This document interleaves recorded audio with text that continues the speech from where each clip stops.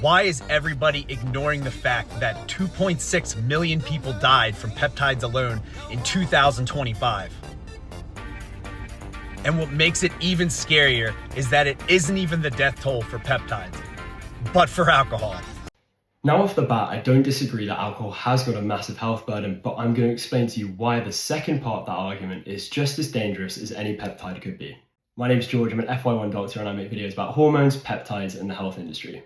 So the argument here is essentially this. Look, peptides don't have a death link to them yet, so they must be safer than alcohol. And on the surface, that's actually quite hard to disagree with, but my worry here is that the lack of death related to peptides doesn't necessarily tell us there's a lack of danger, but it does tell us there's a lack of data. So let me reframe the argument this way. How many people do you know that have died in their first year of smoking?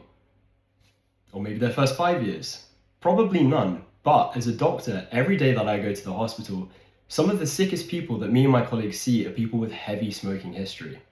Now, at one point, cigarettes were prescribed. They were told to be healthy, but we know after decades of millions of people smoking that they're definitely awful for your health and they're one of the worst things that you can do to your body. So sadly, millions of people did smoke and they became the data points that now show how unhealthy smoking is. And my worry is that could be precisely where we are with peptides right now. We don't have decades of follow-up data. We don't have robust clinical trials. All we have is healthy people injecting peptides. And a lack of death in 2026 doesn't tell us about what the side effect burden could be in 2040.